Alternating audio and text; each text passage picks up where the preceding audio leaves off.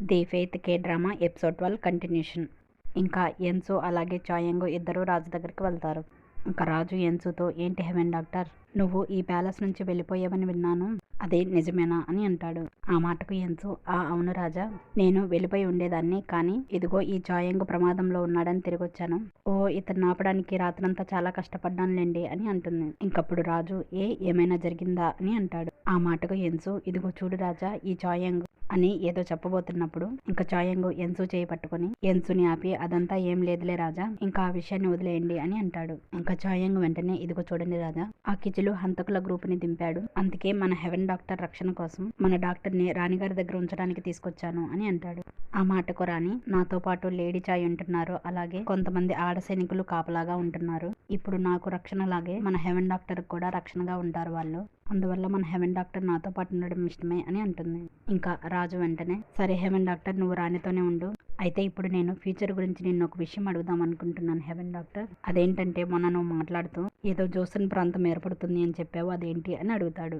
ఇంకా ఎన్సు, రాజా, అది south east ఏషియాలోని ఒక పెద్ద ప్రాంతం, ఆ ప్రాంతంలో పెద్ద పెద్ద యాక్టర్స్ అందరూ ఉంటారు అని ప్రజెంట్ ఉండే ఏరియా గురించి చెప్తూ ఉంటుంది ఎన్సు. కానీ అది ఆ రాజు వాళ్ళకి అర్థం కాదు. ఇంకా వాళ్ళ ఫేసులు చూసి ఎన్సు, ఇదిగో చూడు రాజా, నిజం చెప్పాలంటే నాకు ఫ్యూచర్ గురించి తెలియదు, నాకు జరిగిన చరిత్ర మాత్రమే తెలుసు. మరి నేను ఇక్కడికి వచ్చిన తర్వాత ఆ జరిగిపోయిన చరిత్ర నాకు తెలిసినట్టుగా జరుగుతుందో లేదో నాకైతే తెలీదు అని అనగానే అప్పుడు చాయంగ్, మరి నీకేం తెలియనప్పుడు మెదలకుండా ఉండొచ్చు కదా హెవెన్ డాక్టర్ అని అంటాడు. అయినా చాయంగ్ మాటలు వినిపించుకోకుండా ఎన్సు, రాజా, ఆ చరిత్రలో ఏం జరుగుతుందో నాకు తెలియదు అని అంటూ ఉండగా ఇంకా చాయంగ్ మాత్రం ఎన్సు, నేను చెప్పేది వినిపించుకో హెవెన్ డాక్టర్, నీకేం తెలియదన్నప్పుడు మౌనంగా ఉండు అని అంటాడు. ఇంకా ఎన్సు మాత్రం, ఇదిగో చూడు చాయంగ్, నాకు తెలుసు అని రాజుగారితో నేనేం చెప్పట్లేదు, నేనేం చెప్తున్నానంటే అని అనగానే మళ్ళీ చాయంగు, నేను చెప్పిన మాట విను, ఏం మాట్లాడుకో అని అరుస్తాడు. ఇంకప్పుడు ఎన్సు కోపం వచ్చి పైకి లేచి చాయంగ్ మీద గట్టిగా అరుస్తుంది. అంటే ఏంటి చాయంగ్, నేనేం మాట్లాడొద్దా, నన్నేం మాట్లాడనివ్వవా అని అంటుంది. ఆ మాటకు చాయంగు కూడా గట్టిగా అరుస్తాడు. అదేంటంటే, ఇదిగో చూడు హెవెన్ డాక్టర్, నీకేం తెలియదన్నప్పుడు రాజుగారితో మాట్లాడడం ఎందుకు, మెదలకుండా ఉండొచ్చు కదా అని అంటాడు. ఇంకప్పుడు ఎన్సు ఇంకా కోపంగా, ఇదిగో చూడు చాయంగ్, మన ఇద్దరం పార్ట్నర్స్ మీ, ఒక పార్ట్నర్ ఇంకొక పార్ట్నర్ కి ఆర్డర్ వేయకూడదు, నువ్వు అసలు నాకెందుకు ఆర్డర్ వేస్తున్నావు అని గట్టిగా అరుస్తుంది. ఇంకప్పుడు చాయంగు, మరి నేను చెప్పేది వినొచ్చు కదా అని చాయంగ్ కూడా అరుస్తాడు. ఈ విధంగా వీళ్ళిద్దరూ రాజు రాణి ముందే అరుచుకుంటారు. ఇంకా వీళ్ళని చూసి వాళ్ళిద్దరూ ఒకసారిగా షాక్ అవుతారు. ఎందుకంటే చాయంగ్ కూడా ఎప్పుడు ఎవరితో ఎక్కువగా మాట్లాడు, అలాంటిది వీళ్ళిద్దరు ఇలా అరుచుకోవడం చూసి ఆశ్చర్యపోతారు వాళ్ళు. ఇంకా చాయంగ్ అత్త కూడా వీళ్ళిద్దరేంటి ఇలా పోట్లాడుకుంటున్నారు అని షాక్ అవుతుంది. ఇంకా తర్వాత ఎన్సు తన రూమ్ లోనికి వచ్చి, నేను ఎవరితోనూ మాట్లాడకూడదంట, నా ముందు ఎవరు బాధపడుతున్నా ఏం చేయకూడదంట, ఇలాగే ఒక వస్తువులాగా ఉండిపోవాలా, ఏమీ చేయకుండా ఇలాగే కూర్చోవాలి అని తన బాధనంతా చెప్పుకొని, ఇప్పుడు నేను ఎలా ఉండాలి ఇక్కడ అని సరదాగా బాధపడుతూ కూర్చుంటుంది. ఇంకక్కడ చాయంగ్ సైనికులందరూ, అరే మీకు తెలుసా, మన హెవెన్ డాక్టర్ చాయంగ్ చేతిని పట్టుకుంది అని ఆ సీన్ చూసిన సైనికులు చూడని సైనికులతో చెప్తూ ఉంటారు. ఇంకా అది విని ఆ సైనికులంతా ఆశ్చర్యపోతారు. ఎందుకంటే ఆ కాలంలో అలా అమ్మాయి అబ్బాయి చేతులు పట్టుకోకూడదు, అందుకే ఆ సైనికులందరూ ఈ మాటలు విని ఆశ్చర్యపోతారు. ఇంకా ఈలోగా డేమన వచ్చి, అంతేకాదు మన హెవెన్ డాక్టర్ మన కెప్టెన్ని బతికించడానికి తన నోటితో కెప్టెన్ నోటిలోనికి గాలి ఊది కెప్టెన్ని బతికించింది, అది నేను చూశాను అని డేమన ఆ సైనికులతో చెప్తాడు. ఇంకా ఈ మాట విని సైనికులు ఇంకా షాక్ అవుతారు. ఇంకక్కడ చాయంగ్ కూడా ఎన్సు తిరిగి ప్యాలెస్ కి రావడంతో తన గురించి ఆలోచించి తన కత్తికి ఉండే తన గర్ల్ ఫ్రెండ్ క్లాత్ ను కూడా తీసేసి దాన్ని పెట్టెలో పెట్టి దాచేస్తాడు. ఈలోగా చాయంగ్ అత్త, అంటే లేడీ చాయి, చాయంగ్ దగ్గరకు వచ్చి, ఇదిగో చూడు చాయంగ్, చూస్తుంటే నువ్వు ఏదో ఒక పిచ్చి పని చేయకముందే నిన్ను ఆపడానికి సరైన సమయంలోనే ఆ హెవెన్ డాక్టర్ నీ దగ్గరకు వచ్చినట్లుంది, ఏమంటావు చాయంగ్, అంతేకాకుండా ఈ ప్రపంచంలో నిన్ను ఆపగలిగే వాళ్ళు ఉన్నారనమాట, అదెవరో కాదు మన హెవెన్ డాక్టరే, కానీ చెప్పడం మర్చిపోయాను, తను మన ప్రపంచంలోని అమ్మాయి కాదు కదా, కానీ ఎలాగైతేనే తను నిన్ను ఆపగలిగింది, ఏమంటావు చాయంగ్ అని అంటుంది లేడీ చాయ్. ఇంకా ఆ మాటకు చాయంగ్, ఇదిగో చూడత్తా, జరిగింది ఏదో జరిగిపోయింది, కానీ ఇప్పుడు ఈ హెవెన్ డాక్టర్ వల్ల ఇప్పుడు పరిస్థితులు మారిపోయాయి, ఎందుకంటే ఇప్పుడు నేను కేవలం ఆ కిచులను మాత్రమే కాదు, ఇంకా నేను చంపాల్సిన వాళ్ళు చాలా మంది ఉన్నారు అని అంటాడు.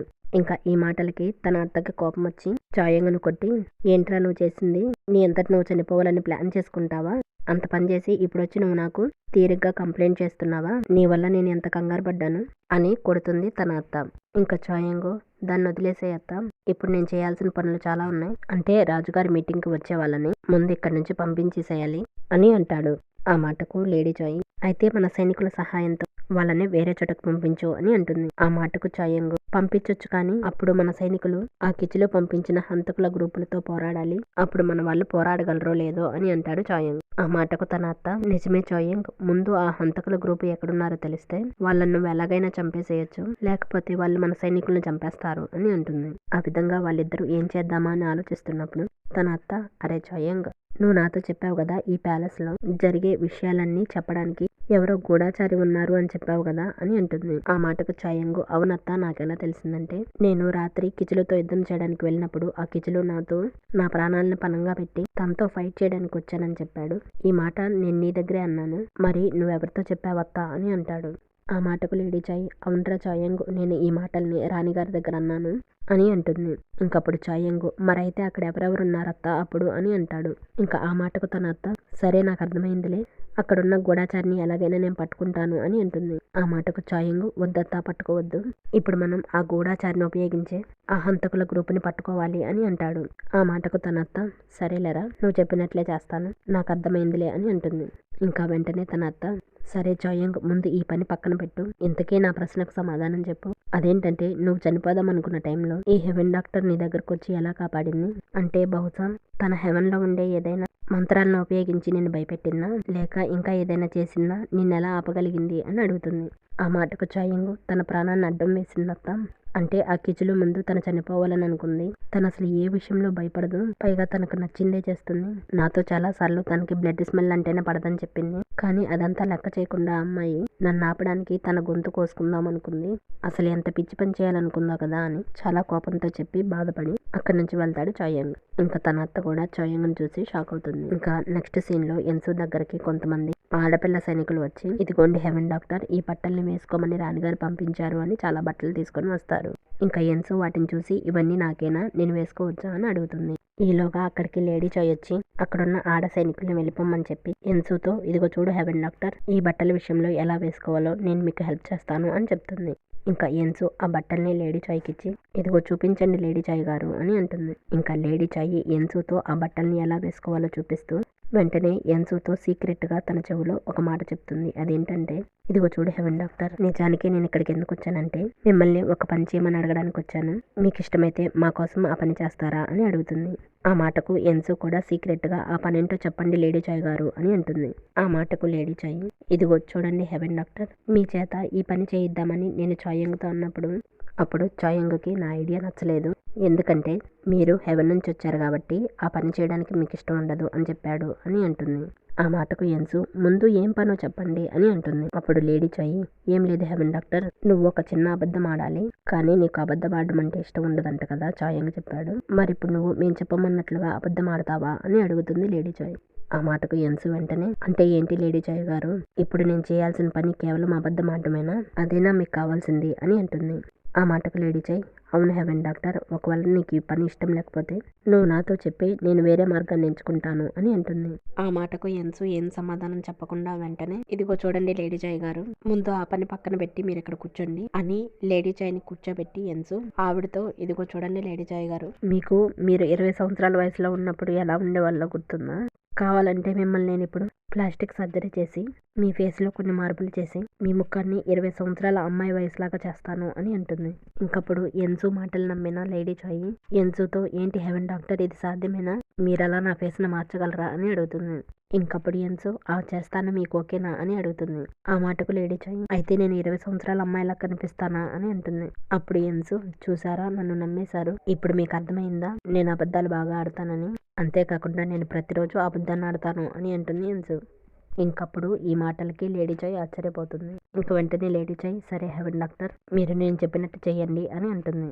ఇంకా ఎన్సు సరే అని అంటుంది. ఇంకా లేడీ చాయ్ వెళ్ళిపోతుంది. ఇంకా ఎన్సు తను రోజు అబద్ధం ఆడుతుంది అని ఎందుకు చెప్తుందంటే, తను ఈ ప్రపంచంలోనికి వచ్చినప్పటి నుంచి తన గురించి తలుచుకొని చాలా బాధపడుతుంది, కానీ దాన్ని కవర్ చేయడానికి హ్యాపీగా ఉన్నట్లు నటిస్తూ అబద్ధం ఆడుతూ ఉంటుంది.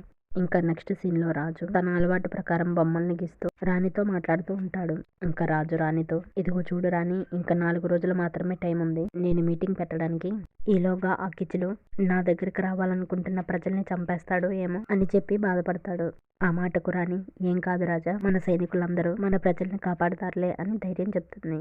ఇంకా రాజు వెంటనే, అసలు ఆ కిచులు చెడ్డవాడా, లేక నేను మంచి రాజును కాదా, లేకపోతే ఇలా జరుగుతుందేంటి, నా కోసం నా ప్రజలు చనిపోవాల్సి వస్తుంది, చూస్తుంటే నేను ఆ కిచులు వేరు కాదన్నట్లుగా ఉంది, నా వల్ల అమాయక ప్రజలు చనిపోతున్నారు, ఆ కిచులు పని కూడా ప్రజల్ని చంపడమే, దీన్ని బట్టి చూస్తే మేమిద్దరం ఒకేలాగున్నాము అని అంటాడు.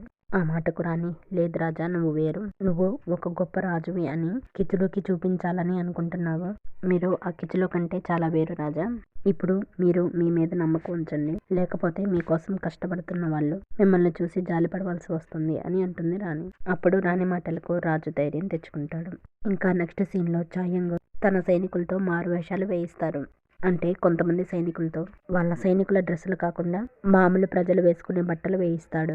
అలాగే కొంతమంది ఆడ సైనికుల చేత కూడా మారు వేషాలు వేయిస్తాడు చాయంగ్. ఇంకక్కడ ఎన్సు రాజు రాణి దగ్గర నుంచొని, ఇప్పుడు చెప్పండి అని అంటుంది. అప్పుడు రాజు సలహాదారు తన దగ్గర ఉన్న పేర్ల లిస్టును చదువుతాడు. అంటే రాజు ఎన్సుతో, ఇదిగో చూడు హెవెన్ డాక్టర్, ఈ లిస్టులో మేము కొన్ని పేర్లు రాసాము, వీళ్ళల్లో నా తరపు ఉండేవాళ్ళు ఎవరు, నా తరపు కాని వాళ్ళు ఎవరో చెప్పు అని అంటాడు. అప్పుడు ఎన్సు రాజు మాటలకు ఆలోచించి ఆ లిస్టులో ఉన్న ముఖ్యమైన పేర్లన్నిటినీ, వీళ్ళెవరూ మీకు ముఖ్యం కాదు, వీళ్ళు వేస్ట్ అని అందరి ముందు చెప్తుంది. అంటే ఇదంతా లేడీ చాయ్ అలాగే చాయంగు ఎన్సు చేత ఆడిస్తున్న నాటకం. అంటే ఎన్సు అందరి ముందు ఒక్కొక్క పేరుని కనుక్కొని అందులో ముఖ్యమైన వాళ్ళని, వీళ్ళు మీకు ముఖ్యం కాదు రాజా, వీళ్ళని మీ సైడ్ ఉంచుకోమాకండి అని చెప్తుంది. అంటే ఇదంతా కేవలం ఎన్సు, చాయంగ్ అలాగే తన అత్త ఆడుతున్న నాటకం. ఇంకా ఎన్సు కొంతమంది మనుషుల పేర్లు చెప్తుంటే రాజ సలహాదారు ఆ పేర్లన్నీ కొట్టేస్తాడు. నిజానికి వీళ్ళే ముఖ్యమైన మనుషులు. ఇంకా ఈ విషయం అంటే ఎన్సు ఇలా హెవెన్ చరిత్రను చెప్తుంది అని కిచులుకి తెలుస్తుంది. అది కూడా అక్కడ ప్యాలెస్ లో ఉన్న గూఢచారుల ద్వారా. ఇంకా కిచులు విషయం తెలుసుకొని తన వాళ్ళతో, అంటే ఇప్పుడు అక్కడ హెవెన్ డాక్టర్ రాజుకి ఎవరు సహాయం చేస్తారు, ఎవరు తన్ని మోసం చేస్తారో చెప్తుందన్నమాట అని అంటాడు. ఇంకప్పుడు కిచులు బ్రదర్ అయిన ఓన్ కిచులుతో, మరేంటన్నయ్య ఏం చేద్దాము అని అంటాడు. ఇంకప్పుడు కిచులు ఏముంది, ఆ హెవెన్ డాక్టర్ ఆ రాజుకి ఎవరు ముఖ్యమని చెప్తుందో వాళ్ళందరి పేర్లు కనుక్కొని వాళ్ళందరినీ ఒకేసారి చంపేసేయండి అని అంటాడు. ఇంకక్కడ ఎన్సు ప్యాలెస్ అంతా తిరుగుతూ ఎవరెవరు ముఖ్యమో చెప్తూ ఉంటుంది. అంటే ముఖ్యమైన వాళ్ళ పేర్లను చేతి మీద రాసుకొని ఆ పేరు వచ్చినప్పుడు, వద్దు ఈ వ్యక్తి పేరు వద్దు, ఇతను మనకే ముఖ్యం కాదు అని చెప్తుంది. ఆ విధంగా రాజ సలహాదారు మీటింగ్ కు రావాల్సిన ముఖ్యమైన ప్రజలందరి పేర్లు కొట్టేస్తాడు. మిగిలిన వేరే వాళ్ళ పేర్ల లిస్టు ఉంచుతాడు. అది కూడా ఎన్సు చెప్పడంతో. ఈ విధంగా ఎన్సు ప్యాలెస్ అంతా తిరుగుతూ ఎవరు ముఖ్యమైన వాళ్ళు కారో చెబుతూ ఉంటుంది. చివరికి రాణి గది దగ్గర కూడా వస్తుంది. అప్పుడు రాణి దగ్గర ఉండే ఆడ సైనికుల్లో ఉన్న గూఢచారి అమ్మాయి ఎన్సు చెప్పే పేర్లన్నిటినీ జాగ్రత్తగా వింటుంది. ఇంకా ఈలోగా లేడీ చాయి ఆ ఆడ సైనికుల్లో ఉన్న గూఢచారి అమ్మాయి ఎవరో కనిపెట్టాలని అంతా చూస్తూ ఉంటుంది. ఇంకా ఎన్సు అలా కొన్ని పేర్లు చెప్పి వెళ్ళిన తర్వాత కిచులు కోసం పనిచేసే గూఢచారి అమ్మాయి ఆ పేర్లన్నిటినీ కిచులుకి పంపించాలని అక్కడి నుంచి వెళ్తుంది. అప్పుడు లేడీ చాయి సీక్రెట్ గా అంతా చూస్తూ ఉంటుంది. ఇంకా లేడీ చాయి ఆ సీక్రెట్ గా వెళ్తున్న అమ్మాయిని చూస్తుంది. దాంతో లేడీ చాయికి అక్కడున్న ఆడపిల్ల సైనికుల్లో గూఢచారి ఎవరో తెలిసిపోతుంది. ఇంకా నెక్స్ట్ సీన్ లో కిచులు దగ్గరికి ఆ గూఢచారి అమ్మాయి పంపించిన పేర్ల లిస్టు వస్తుంది. ఆ లిస్టు చూసి కిచులు బ్రదర్ ఆశ్చర్యపోతాడు.